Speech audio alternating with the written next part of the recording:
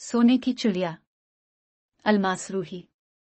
बच्चों, Nishapur Iran का कदीम शहर है जो खरासाहे के सूबे का सदर मकाम था। वहाँ एक सौदागर था जो खुद को निहायत अक्लमंद समझता था। वो शहर शहर घूमकर अपना तमाम माल तिजारत फरोख्त कर देता था। इसे जब कारोबार में नफा होने लगा तो दूसरों के मुकाबले में कामयाब इंसान समझते हुए इसने खुद को आकिल कहलवाना शुरू कर दिया और लोग इसे इसी नाम से जानने लगे।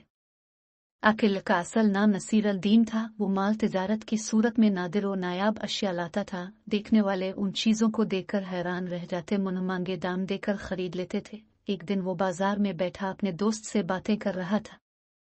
एक चिड़ी मार उसके करीब से गुजरा जो गा रहा था, सोने की चिड़िया, जादू की पुड़िया, बजता है घंटा, देती है अंडा। उसने जो ये सुना तो अपने दोस्त से रुखसत हुआ और चिड़ी मार के पीछे चल गया। चिड़ी मार के पास सब पिंजरे खाली थे, बस एक पिंजरे में खाकी रंग की चिड़िया अपने पैर फड़फड़ा रही थी। सौदागर चलते चलते सोचने लगा कि सोने की चिड़िया मुझे खरीद लेनी चाहिए। अगर ये वाकई सोने का अंडा देती है तो फिर मुझे इतनी मेहनत नहीं करना पड़ेगी। इसे ख्याल आया बचपन में उसकी दादी इसकी माँ को मैके जाने पर कहा करती थी, तुम क्या सोने की चिड़िया हो जो मैके चली गई तो मेरा बेटा गरीब हो जाएगा। तो गोया सोने की चिड़िया होती है। बस उसकी ये ख्वाहिश थी, काश उसके पास वो चिड़िया हो। चिड़ी मार को रोकते हुए सौदागर ने कहा, भाई क्या ये वाकई सोने की चिड़िया है? ये तो आम सी चिड़िया लग रही है। चिड़ी मार ने इसे ऊपर से नीचे तक देखा और जान गया कि कोई बेवकूफ शख्स है जो अमीर होना चाहता है। इसने यकीन दिलाया, भाई चिड़िया नहीं, जादू की पुड़िया है।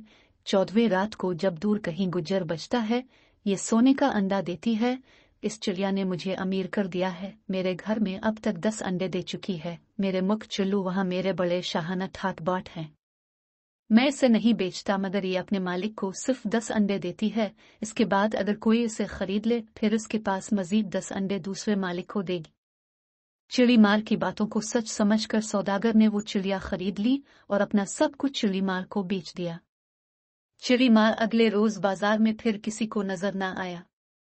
सारा माल और दौलत घर बार एक चिड़िया के इवज चिड़ी मार को फरोख्त करके सौदागर चिड़िया के पिंजरे के साथ एक झोंपड़ी में रहने लगा।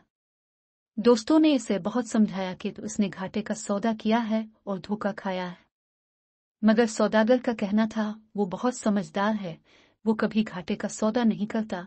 तुम देखना मुझे कितना फायदा होगा। सौदागर को बस 14वीं रात का इंतजार था। आखिर वो रात आ गई। सौदागर बहुत खुश था कि इसकी चिड़िया आज सोने का अंडा देगी।